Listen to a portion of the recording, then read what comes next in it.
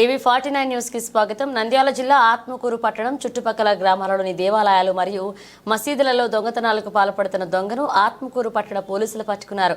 ఆత్మకూరు పట్టణంలోని RTC bus stand సమీపంలో ఉన్న శివాలయంలో గత శనివారం జరిగిన దొంగతనానికి పోలీసులు ఛాలెంజింగ్ గా తీసుకుని దర్యాప్తు ప్రారంభించి ఆత్మకూరు పట్టణం గరీబ్ నగర్ కు చెందిన షేక్ మహబూబ్ బాషా అనే వ్యక్తిని అరెస్ట్ చేసి విచారించగా సదరు వ్యక్తి ఆత్మకూరు పట్టణంలోని శివాలయం, వెంకటాపురం గ్రామంలోని మల్లేశ్వరి స్వామి ఆలయంలో మరియు ఇస్కాల, దుద్యాల గ్రామాలలోని మసీదులలో దొంగతనాలు చేస్తున్నట్లుగా అంగీకరించాడు.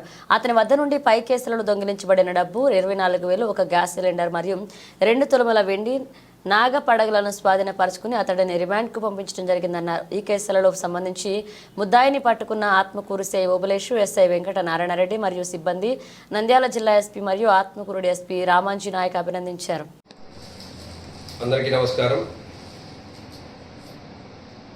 ఈ మధ్య కాలంలో ఆత్మకూరు టౌను చుట్టుపక్కల గ్రామాల్లో, చుట్టుపక్కల మండలాల్లో దేవాలయాలందు, అదేవిధంగా మసీదులందు రాత్రి వేళల్లో దొంగతనం చేసి విగ్రహాలను తీసుకొని పోవడం, హుండీ పగలగొట్టి అందులో ఉన్న డబ్బులు తీసుకొని పోవడం నేరాలు జరుగుతుండగా మా యొక్క నంద్యాల ఎస్పీ గారి యొక్క ఆధ్వర్యంలో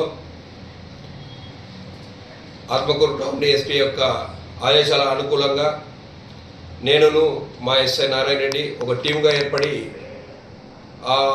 ఏవైతే దొంగతనాలు చేస్తున్నారో వాళ్ళ కోసం విచారిస్తుండగా ఈ దినం షేక్ మహబూబ్ బాషా గరీబ్ నగర్ ఆత్మకూరు టౌన్కు సంబంధించిన వ్యక్తిని పట్టుకొని అరెస్ట్ చేయడం జరిగింది. అతను చేసిన నేరాలు ఏమంటే, ఇంతకుముందు దాదాపు 2005లో ఒక మర్డర్ కేసు ఆత్మకూరు టౌన్లో చేయడం జరిగింది. అలాగే నంద్యాలలో కూడా ఒక మర్డర్ కేసులో ముద్దాయిగా ఉన్నాడు. అలాగే తర్వాత అక్కడి నుంచి ఒంగోలుకి వెళ్ళి ఒంగోలులో నివాసం ఏర్పరచుకొని అక్కడ కూడా ఒక 2 కేసుల్లో దొంగతనాలు చేయడం జరిగింది. అతన్ని ఆ దొంగతనం నేరం కింద శిక్ష కూడా అనుభవించడం జరిగింది. ఈ మధ్యకాలంలో అక్కడి నుంచి ఒంగోలు నుంచి ఆత్మకూరు టౌన్కి వచ్చి చుట్టుపక్కల, అంటే ఇతను ముందుగా ఒక పథకం ప్రకారము ఏదైతే దొంగతనానికి ఎంచుకున్న దేవాలయాన్ని ముందు రోజు రాత్రి పరిశీలించి అక్కడ ఎవరే కానీ వాచ్మెన్ లేరని చెప్పి, కెమెరాలు లేవని చెప్పి గమనించి ఆ దేవాలయంలో మరుసటి రోజు రాత్రి ఆ దేవాలయంలో దొంగతనం చేసి అక్కడ ఉండే హుండీని పగలగొట్టి డబ్బులు తీసుకొని వచ్చి ఇది చేస్తున్నాడు. వచ్చిన డబ్బుతో జల్సాలకు అలవాటు పడి ఖర్చు చేయడం జరిగింది.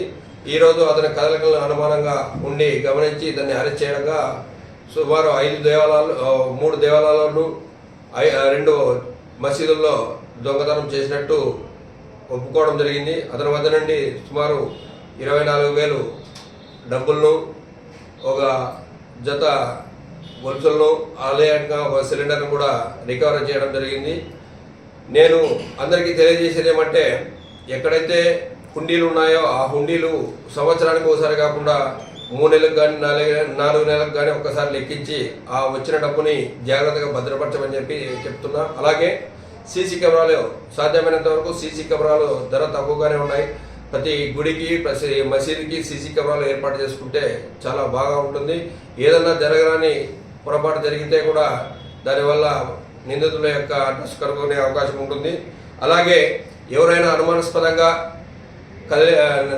అనుమానాస్పదంగా తిరిగితే వాళ్ళ యొక్క వివరాలను పోలీసులకు ఇన్ఫార్మ్ చేసి సహకరించవలసిందిగా తెలియజేసుకుంటున్నాను.